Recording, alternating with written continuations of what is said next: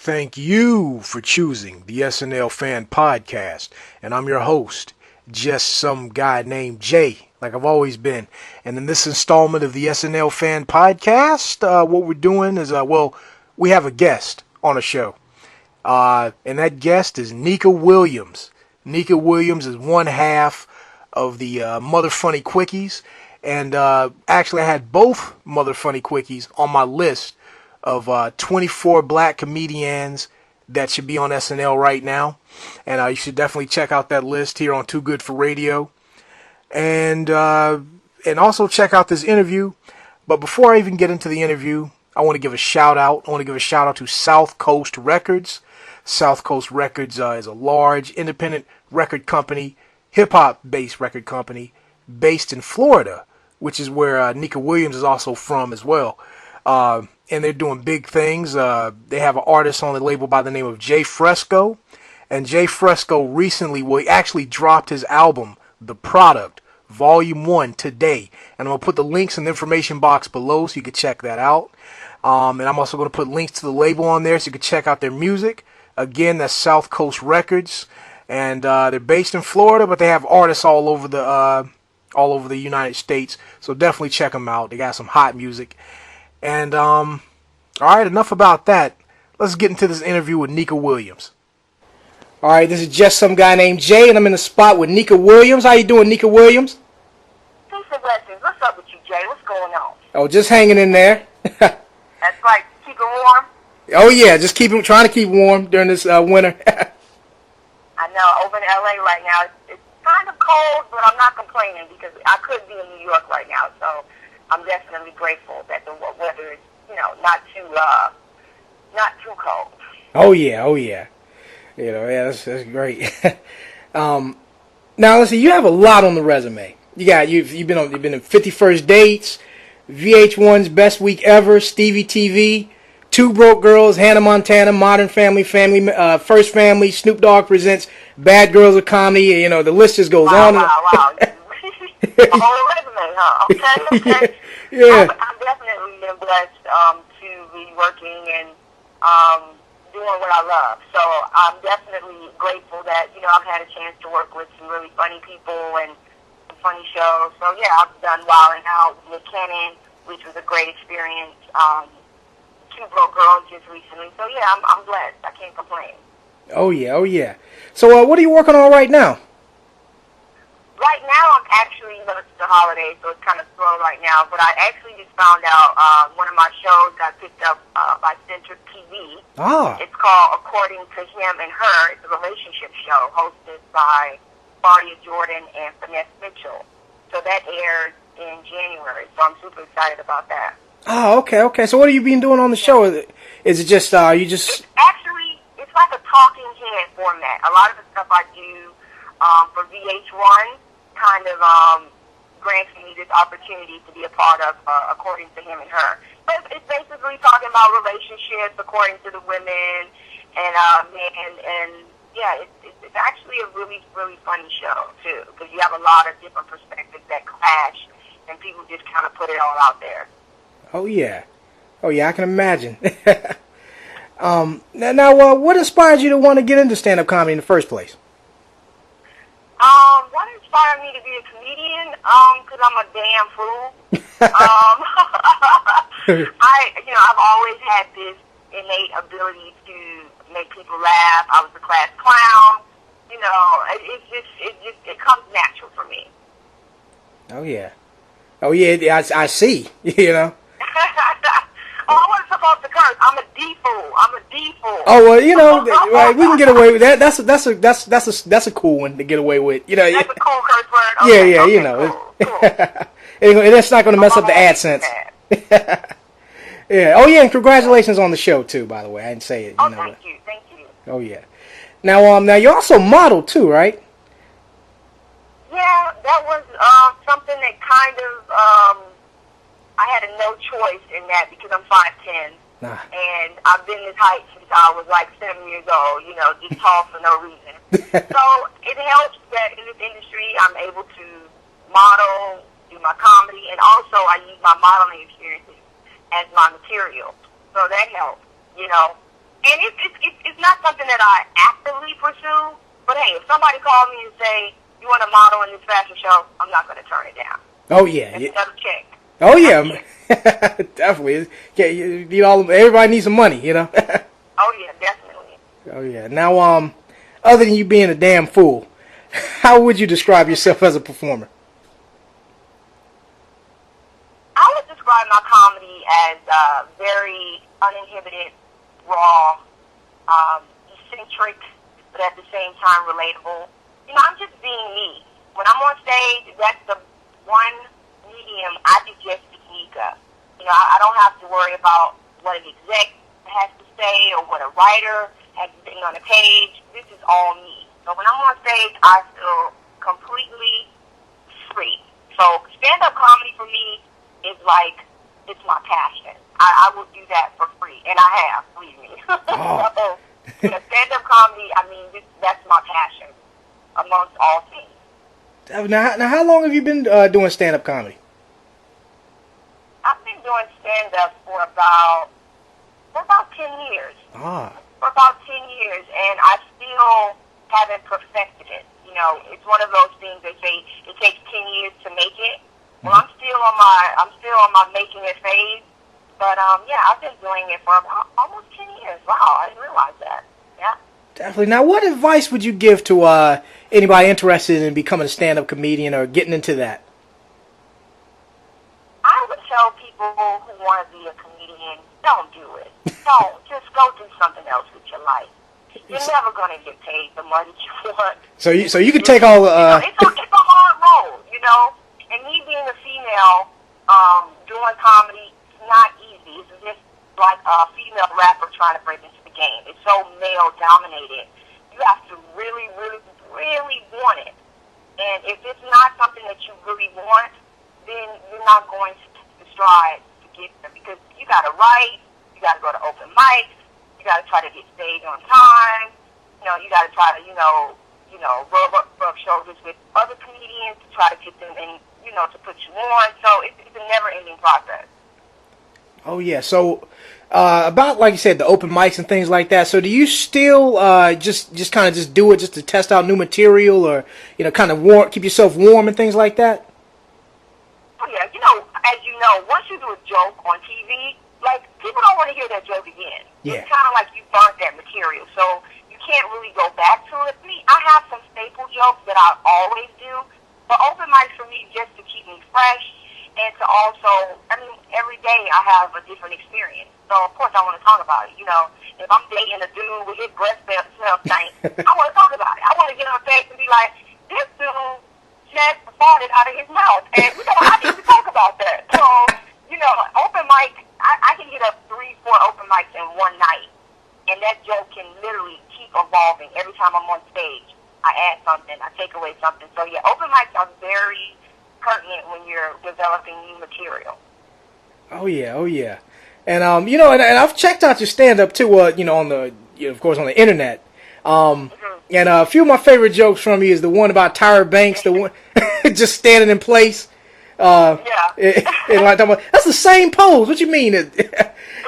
And the other joke I like is when you talked about your father, you're doing math with him. He's teaching you how to do math. See, those are jokes that they kind of define my brand. I talk a lot about my dad. I talk a lot about my mom. I talk about my family. I have a big family. It's 6 of us. I have 10 nieces and nephews. So that's a lot of material. So I just use my everyday experiences and my family really as my set when I go on stage, which they don't like. But hey, once they get some money in their pocket, they're fine. It's all right. Oh yeah, oh yeah. And you grew up in Florida, right? Miami, baby, 305, Dade County, Rick Ross. Ah, so is all your family they're still out there, right?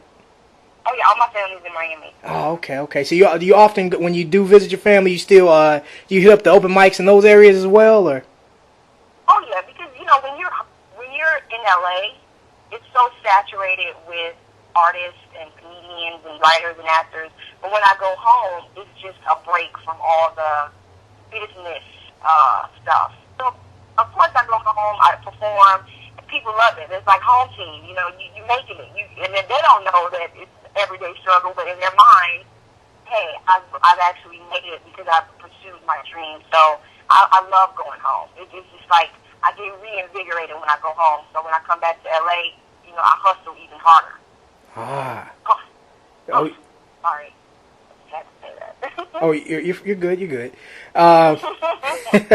Now you know this is the SNL fan podcast, and you know I had you on my list of 24 black comedians that should be on SNL right now. And now, are you a fan of SNL or a casual fan or? Well, you know, SNL is a staple in the comedy world, and you know I grew up actually watching Mad TV and In Living Color. Those two sketch shows for me were like Fire Marshal Bill, like, hey, let me tell you something. You know, those characters for me, those are close to my heart. But SNL, of course, I've watched and enjoyed, you know, shows that they put out. But the whole controversy with Kenan saying black women weren't ready, it wasn't a positive thing, but it actually helped in getting the word out that, hey, we, as in black women, need to be represented in the comedy world. Oh, yeah. That's why I wrote and directed the We Are Ready sketch that features 11 comedians performing original characters, celebrities, impressions, just to show them, like, hey, we are ready. And to prove it, here's a sketch. So we were excited. We jumped on it. Me and my girl, Leshay, which is my partner and writing partner for Motha Quickies. Mm-hmm. We got 11 people together. We wanted more. We reached out to everybody we knew, but we basically, you know, came up with about 11 people, and we put that sketch out, and it did really well on the internet and still continues to do well. So we're happy about that. Oh yeah, and also about more than half the people that you had in the We Are Ready skit are on my list as well. Oh yeah. Now what made you decide to go after those people? Well, I guess you were just getting as many black female comedians as you could. But why some of those though?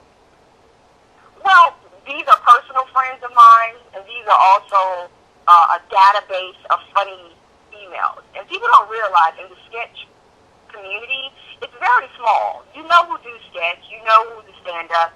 So, you know, I literally had to just go through my phone and send a text like, hey, are you available today? Can you shoot? Can you write? Can you get your character together? And boom, you know, we were shooting literally the next couple days. So the circle is small. It really is small. That's why I'm kind of like, are you really looking for black female comedians? Because they're out there and they are ready, you know? Oh yeah. And you know, when Kenan said that about black females not being ready, you know, it's not like I know exactly, you know, like what he really meant by that, but okay, what I'm trying to say is, I don't think he necessarily, from my opinion, meant to be spiteful. I mean, even though it was kind of messed up, he said it, but I think it's kind of one of those things like when you just don't know any better, you kind of say stuff like that. And because he could have also meant like maybe the ones that they've had maybe the ones they had auditioned just weren't ready. And also too, I also noticed like some of these women might say something like, well, I'm all the way in Los Angeles and my husband has a good job out here. I don't want to move the family or you know, this and that. I had this situation going on. That's also what he could mean by. When you get that call, I don't care if you're in Timbuktu, you're going to go and take advantage of that opportunity because that may not happen again. Yeah. So even though someone may be in LA and I know SNL shoots in New York, I mean, let's keep it real. We have to move and we have to take advantage of those opportunities, even if that means uprooting your family and moving across country. And SNL is just another platform for a comedian. It's not the end all to be all. You know, you have other things a person can do, but let's keep it real. SNL is also a comedy giant. So to get on that show, it will totally propel your career to the next level. Oh yeah. And you know, and even though Kenan said what he said, could you picture yourself building with him and working with him if you were on SNL? Listen, as long as my check clears, I can work with anybody. Okay, it's called show business, not show friendliness. Yes, okay? Amen. Because guess what? In this business, people have different personalities. People have different perspectives, and you don't have to personalize that. You go to work, you do your job, and, you know, you stay professional. So, yeah, I don't have a problem. Hey, Kenan, SNL, Lauren Michaels, call me. I'm ready. Shoot. Oh, yeah. I know you're ready. Now, you've also worked with a lot of SNL people from the past, like Taran, Killam, Garrett Morris, Tim Meadows, Adam Sandler, and now Finesse Mitchell. How was it like working with some of those people? You got any stories, anything about working with any of those? Garrett Morris, I actually just worked with him recently on Two Broke Girls, and he is just the sweetest, most encouraging person. I just remember him saying, you keep doing what you're doing. You keep going after this comedy thing. And I mean, for that time, I was struggling. I was, like, mentally, like, literally trying to keep it together. And when I did the show, those words, I just kept hearing him in the back of my mind saying those words. And I'm like, I'm going to keep going. Because look at, he's been in the game for a minute. Oh, yeah. Doing it. So, you know, he's a testament that you don't stop. You keep going. So, yeah, Garrett Morris, and he's hilarious, too. So, yeah, I would have to say, you know, out of all of those lists of people, he definitely at the top of the list for me. Oh yeah.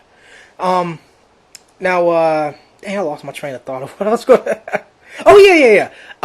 John Goodman is hosting SNL this upcoming weekend.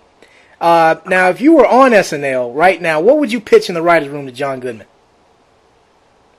What I would pitch to John Goodman?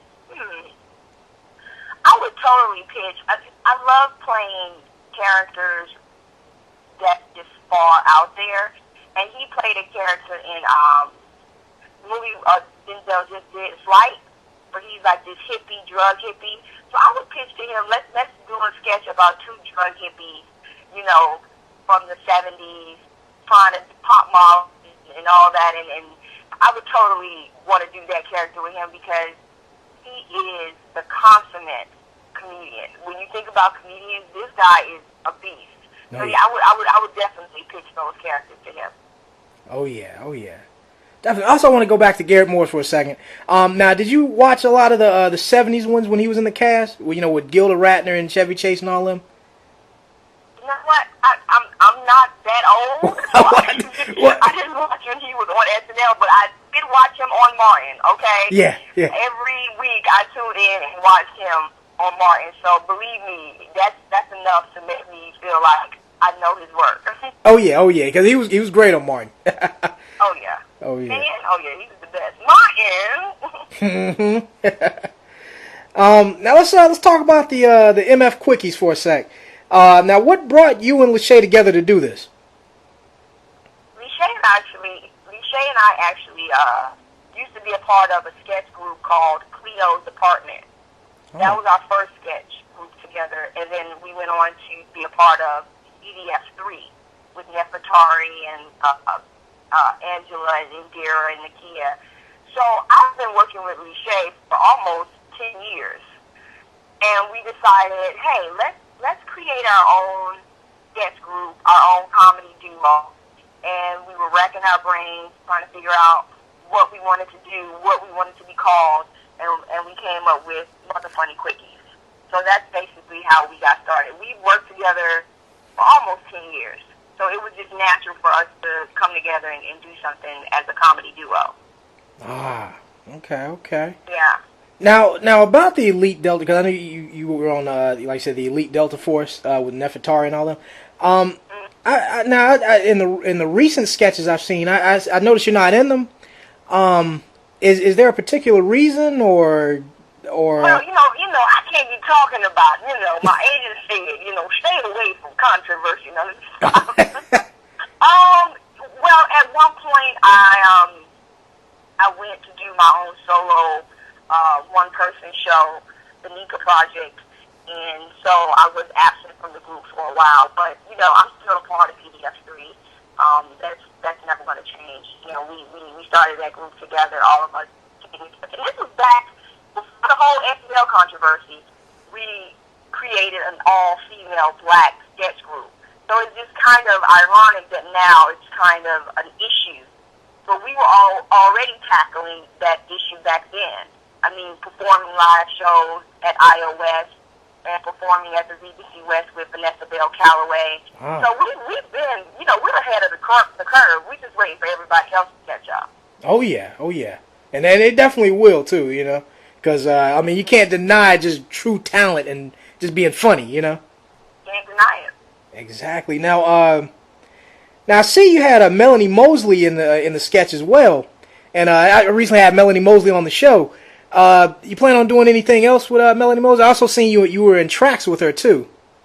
Yes. I actually played a trackhead, aka crackhead in tracks for short, produced and written by Simone Shephard. Mm-hmm. Also very funny. Black female comedienne.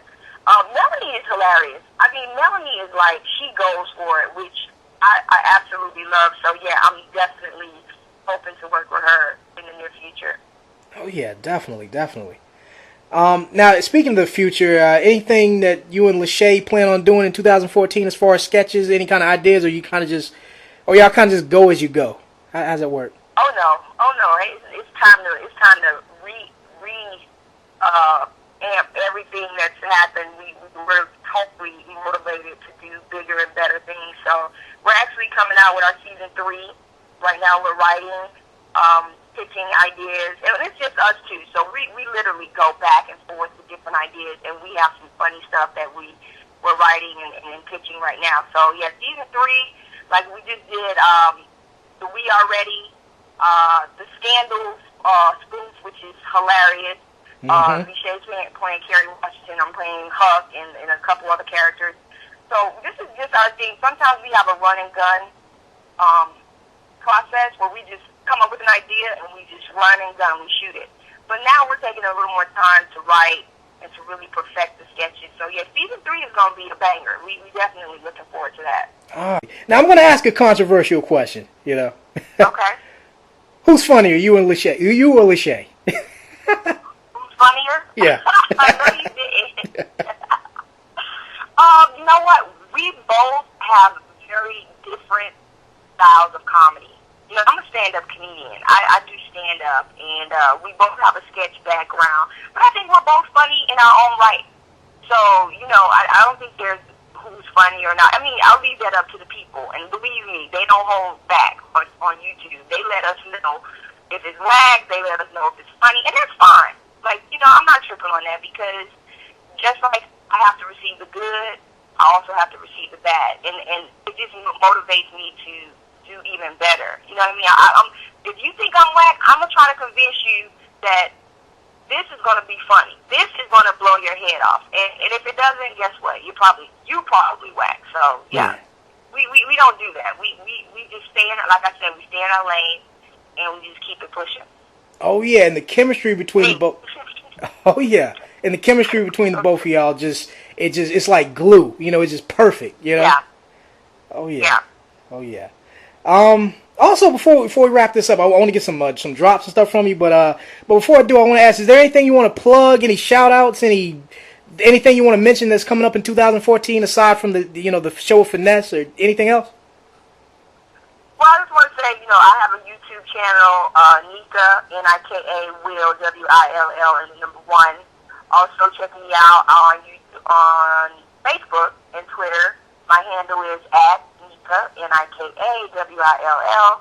And yeah, 2014 is going to be a great year. I'm looking forward to new projects. I'm actually a finalist in the Shack Comedy Tour contest. So we're actually having the finals in the first of the year, so I'm looking forward to that. So yeah, it's all about Nika Williams. It's definitely Motha Quickies also season 3 coming out. So got a lot on my plate, but I'm happy to be doing what I love. Oh yeah, and also too, if you have anything in the future you want to plug, anytime you want to just get back on the podcast and talk about some more things, test out some new material, anything, you're always welcome.